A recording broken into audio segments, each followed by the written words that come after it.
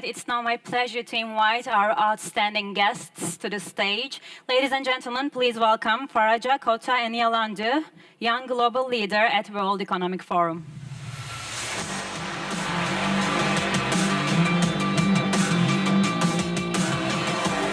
Welcome. Pink is yours, if that's fine.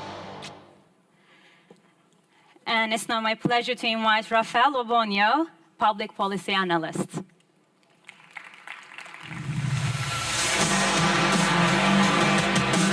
Welcome, sir.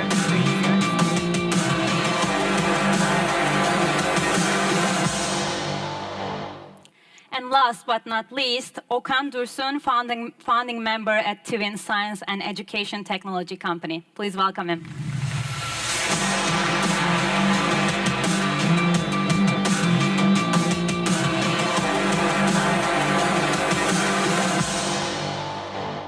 All right, welcome again. It's a very great day, very good weather in Istanbul. I hope you're enjoying your time in Istanbul.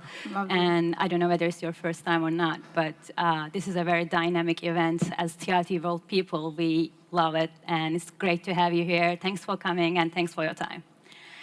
And we have a very important topic, like reinventing education, breaking barriers, and we're going to talk about latest technology and obstacles. I'd like to start with you, Faraja.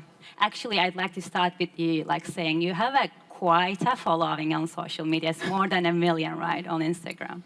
And you're also CEO of Schule Direct, and it's a platform that is providing tools, online tools, educational tools. I'd like to ask you about that first. What's behind that project? What was your inspiration to found that platform? And also, how is your social media following contributing to that project? Thank you so much. I'm so happy to be here. Hello, Istanbul. Hello, Turkey. Hey! It is a great honor. And I want to take you back to 2013 in Tanzania, where I'm originally from. That's my home country. And in that year, as a country, we witnessed the worst secondary school examination results. Over 80% of students had failed. And what that means is that those students cannot go on into higher levels of education, and usually they'll have to resort to informal sector. And the informal sector is very much unorganized, and it really doesn't mean so much when it comes to economic development of a person or that of their family.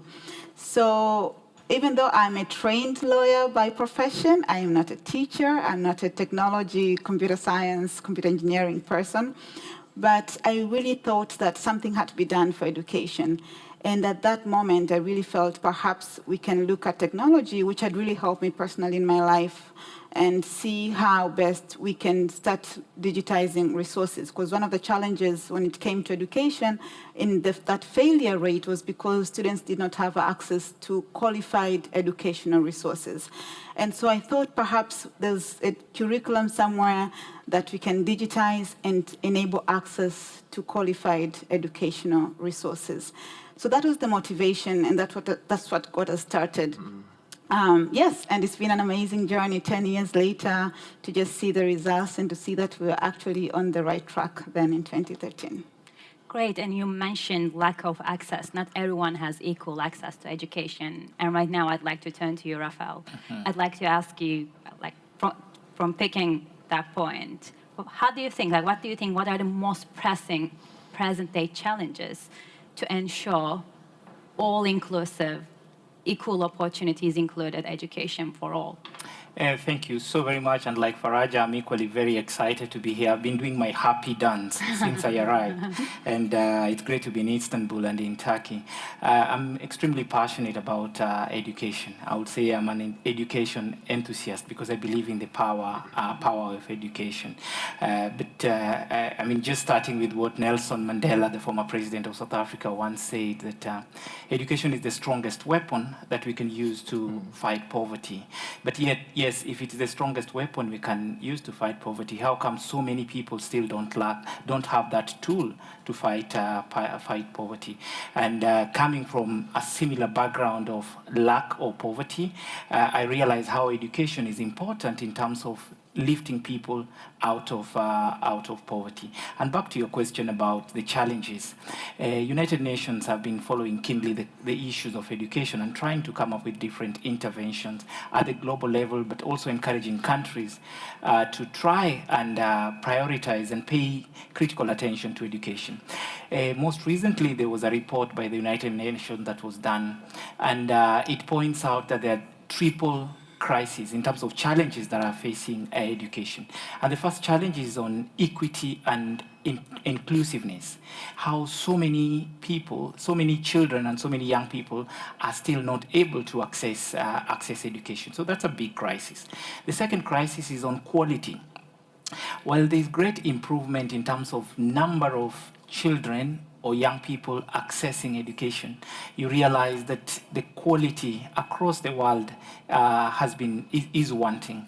And so we are always talking about numbers, but we forget that numbers alone is not enough. So there's the question of quality in terms of crisis and a challenge.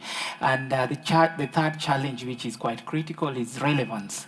The education that we're providing young people today, is it education that can help them to live fulfilled life, productive lives, quality lives? And you will find in many parts of the world, and let me talk about Africa, you will find that many people now are able to, many young people are able to go even to the level of university, but then they get out of university, but they're not able to get jobs. And when they're looking for jobs, they're told you do not have the skills that are required at the working place. So it means that there's more or less skills mismatch, that education that we are providing to young people is not helping them to access opportunity, and therein lies the problem. So I would summarize that those three challenges are perhaps some of the most serious challenges that are confronting education sector today, and some that we really need to deal with. All right, yeah, we'll come back to a few of your points, but let me move to Okan now. And you mentioned about United Nations reports about that, and you're a young leader for the Sustainable Development Goals endorsed by the United Nations, and you spent quite a time last year at UNGA, as far as I know, right? Exactly. I'm going to ask you about that. How was it? And I also would like to talk to us about what do you guys do at Twin Science exactly? Exactly. Thank you very much. First of all, it's a very pleasure to be here, meeting with amazing global speakers and inspiring entrepreneurs here. We are at the same stage. I'm luckiest one to share this stage with amazing people here. I am one of the young leaders for Sustainable Development Goals by United Nations, and this year I am the only one from Turkey. So this is another head of my, let's say, nationality side of myself. I'm based in Turkey. I live in Istanbul, so I'm very proud to represent our country in global conferences, global stages. Like you mentioned, Kübra, I was in United States last month in United Nations General Assembly, and we have a retreat of meeting with all of the young leaders of Sustainable Development Goals. There are 17 of them, over 6,000 applicants. We were selected last year, and the next selection will be 2024, and I'm looking for the candidates for the next cohort. So please apply, search, and look for the projects of the United Nations. So I'm super happy to be hosting this amazing exhibition in the center of the world. I think Istanbul is an amazing city, and this is the reason why we are here. As Twin Science, we are providing STEM education with sustainability. I know that this is not a, let's say, common sense, because sustainability and STEM, science, technology, engineering, math, climate action, gender equality, quality education, sustainable cities. We are letting children learn about these concepts in early age, because they will be the change makers of tomorrow. They will be the decision makers, speakers of the next decades, so that we are encouraging children in improving their awareness about sustainability, improving their robotics, coding, AI skills, because we don't know yet what the new jobs are coming. And we don't know yet the numbers and the names of these jobs. And we don't know yet today's children are going to be ready for these jobs. But we know the skill set they need to equip until today, and starting from today to until that date. That's why we are giving the opportunity to children to equip themselves with the right skills and use that know-how for betterment of the future. This is the key point, I think, because global crisis we are facing in, unfortunately, the result of the selfish decision we made until today. So we are empowering today's children to have a sustainable and better future for our world. Thank you. So you are starting from very young age, and Yep. I think you're using children's curiosity to build your projects and maybe they empower them. And you're also doing similar stuff, as far as I understand. You also build a very comprehensive web and online platform. But I'm sure you've seen many obstacles and also challenges on the way. If you can tell us a bit about them so that we can also address what are the challenges in a broader image, like we mentioned, the lack of opportunities or lack of funds or maybe willingness in some parts of the world, and with specifically in Tanzania you can talk about maybe. Yes. Thank you. And it's true. I mean, there's one side of education where there are significant challenges. And then on the other side, there's an aspect of technology where there are significant challenges. And then, of course, combining the two, you find a whole myriad of challenges. So we'll start with the technology challenges. I think with any digital platform anywhere in the world, again, I think the challenges may differ from the developed countries and the developing countries, but what you find is that infrastructure is a significant component of getting technology and getting the content, meaning the learning resources, to that last mile child. And infrastructure can mean devices, it can mean connectivity. And connectivity is a challenge on both facets. The facet of accessibility of that connectivity. Some places are still under the grid, they're not connected. There's still no energy source to ensure that connectivity. But there's also the issue of cost when it comes to connectivity. So that's on the infrastructure side. And then, of course, we want our students to learn on as great devices as possible. So smartphones, tablets, and devices are still a challenge. Most students in sub-Saharan Africa are using feature phones. The internet penetration rate in most countries in sub-Saharan Africa is less than 50%. And so you find that the common platform for learning will be SMS. Now we see social media, WhatsApp becoming very popular. And then, of course, that enables the conversion to other digital platforms. But still, devices are still expensive, and most people, based on the GDP of families, of people in Africa, they still can't afford. But on the other side, I think when we speak of education, we still have to go back to the fundamental question of education, and that is the curriculum. What are our students? What are the youth? What are the children learning?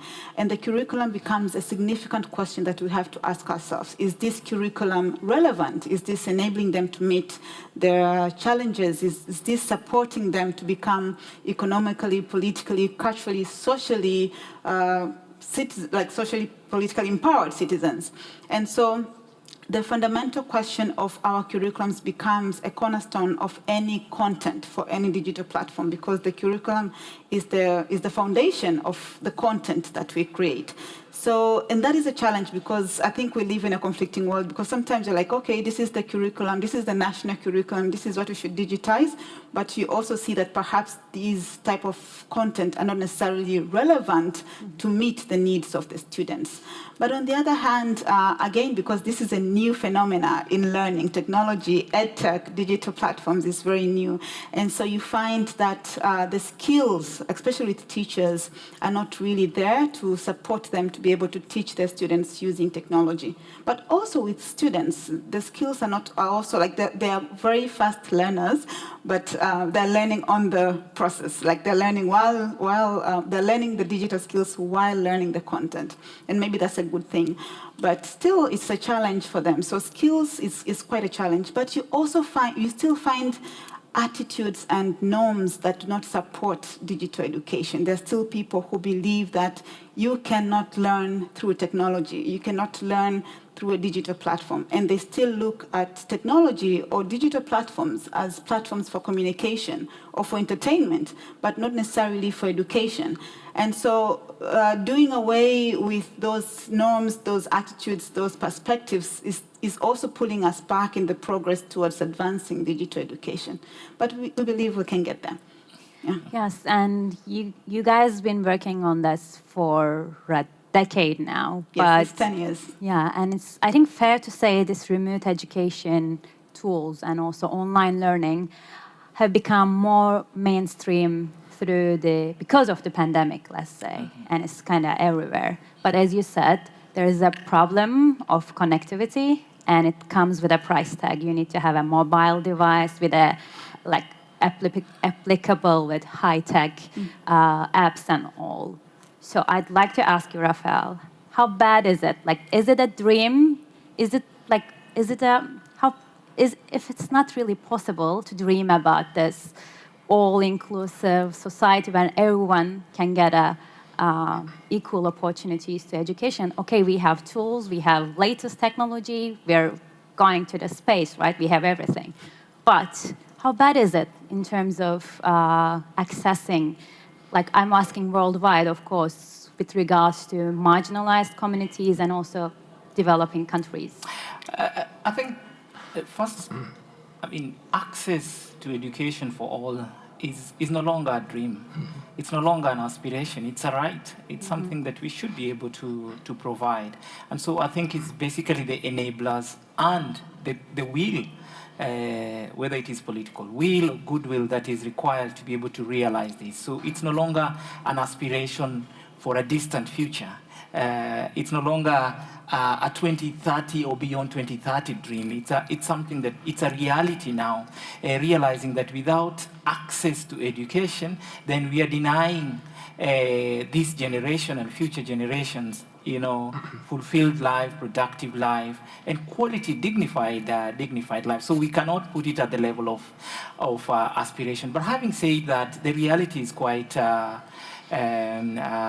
grim, and it's quite unfortunate that while we have the tools and the platform like Faraja has articulated, you realize that so many young people, so many children, so many communities are still not able to access these tools. We talk about technology, and now we are almost putting everything on the back of technology and saying, right with it.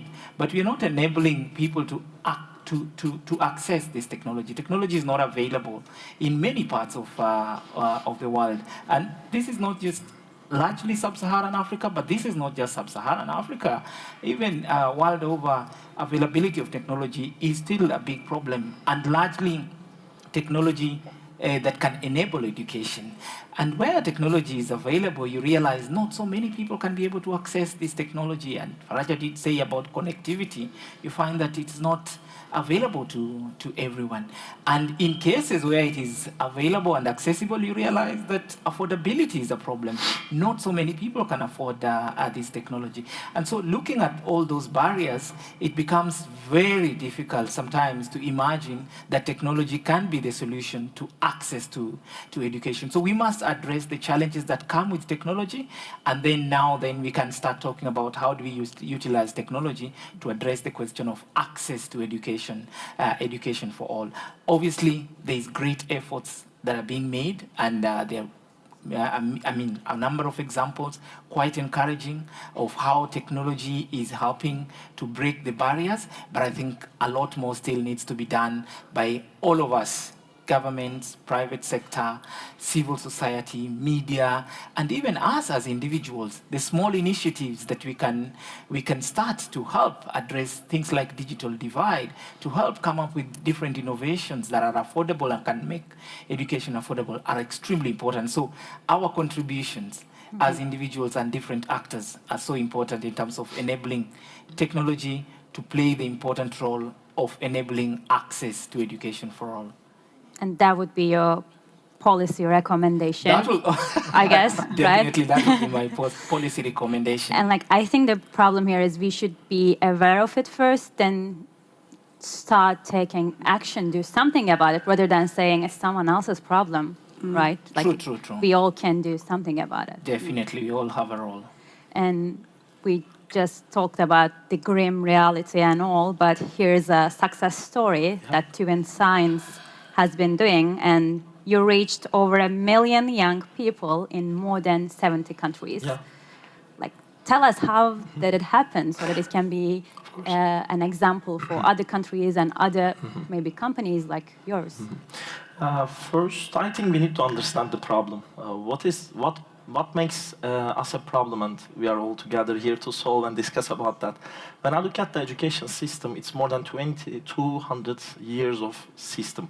And what brings us today will not help us to go further. This is the big problem I think we are facing. And we need to remember the golden circle questions. What is the problem and how we can solve it and what we need? These how, what and why questions. When I just think about that, I am one of the luckiest young person, I think, because at my university I was selected one of the Young Guru Academy volunteers, and I had a chance to make a volunteer work more than 5,000 hours of time, mostly in Anatolian side of the world. Anatolian side of the Turkey, and we had a chance to visit village schools, the most disadvantaged society of the Turkey, and we understand the problem. They don't have any materials, teachers don't have the latest know-how to teach children, and that problem we solve brings us the solution we have until today, and that brings the success story, because without understanding the problem, without getting the right insights from the people facing the problem, you cannot solve it. Because I personally strong believer that the one has the problem are the solution providers. So we are the people bridging the solution to the problem facing people. But what brings that success? I think the collaborative work is the one of them, as you said. Without partnership for goals, the 17 goal, we cannot achieve together. Because if you would like to success, you can go very fast alone. But if you would like to go further, right, you need to be a higher team. You need to have bigger team to go further. That's why up until today we have reached more than 2,000 schools, 1.2 million children. These children are age group 5 to 14, and more than half of these group from the underserved areas of the world, not only in Turkey, African side of the world, Anatolian side of Turkey, and we are very proud of that. Because we are not only a solution provider, we have lots of partners, we have lots of different brands doing same thing. But what brings us a different point is, as you mentioned, the curriculum. Because we need to change our way of teaching as well. We need to adapt it. Because Generation Z is different, right? They have less attention span. They have different mindset to think about that. That's why if we face these problems, we need to provide a solution, and we call as STEM for sustainability curriculum. With that way of language we are teaching children, I think it brings us a success. But without knowing the local issues, local dynamics, you cannot go global, because we are not talking only in Turkey. We are talking 67 countries. Without having a right partner in different regions, you cannot achieve it.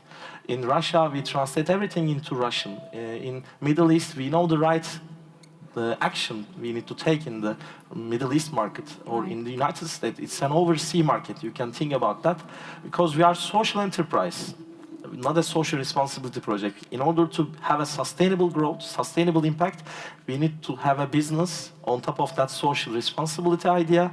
And over these 5,000 of hours volunteering time to today, these steps brings us that success story, and we are very proud of that. And we are following up the right role models, and with their help, we are today, and we are helping other young entrepreneurs, as we are doing today, to sharing our success story. Yes, so there's hope, and it's not a dream.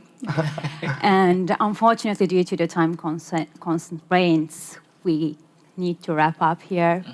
But before we go, referring to the mostly young audience here, I'd like to hear what you would like to say, like regarding today's session, and given they took time to come here, hear you guys' points and insights, just tell very quickly a few words, then we can, you guys all can do that, and we can wrap up. Thank you. I'm so honored to see such a great turnout, and the ones following online. What I really wanted to say is that technology is the new frontier of education. I am quite optimistic of the possibilities and the potential of technology to support learning and teaching for all. And there's a huge market in EdTech. The numbers are quite promising.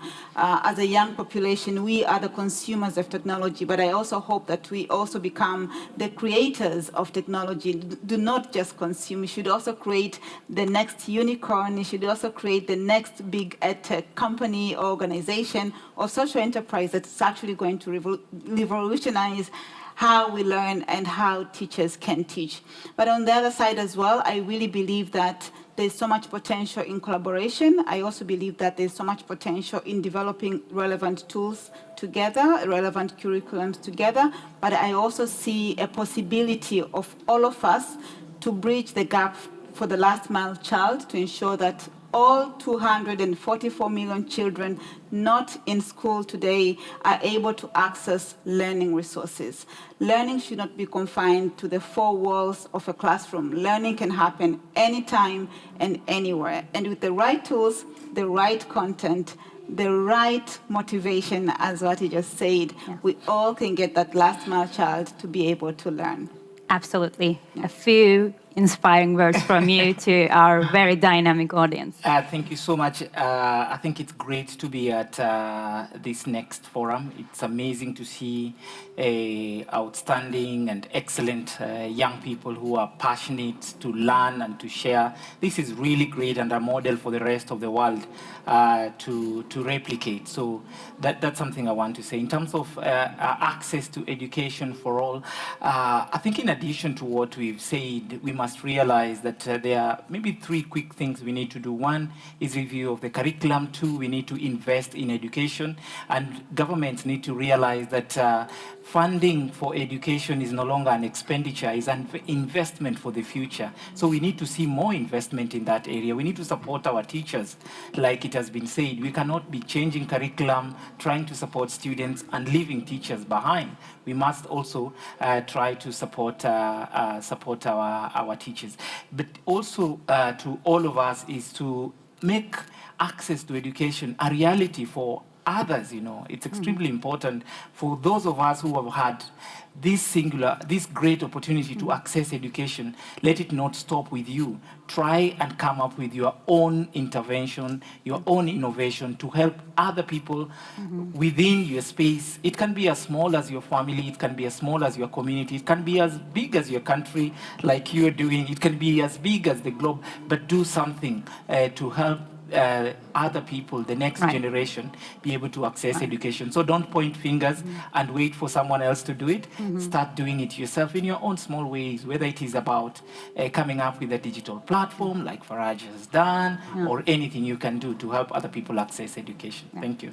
And I know we're out of time, but I just asked, bear with me, the gallery and the organizers, just a few quick words from you to our audience. Maybe I can share a really good quote of Pablo Picasso. The meaning of life is to find your gift, and the purpose of life is to give it away. We are now giving it away, actually, to you.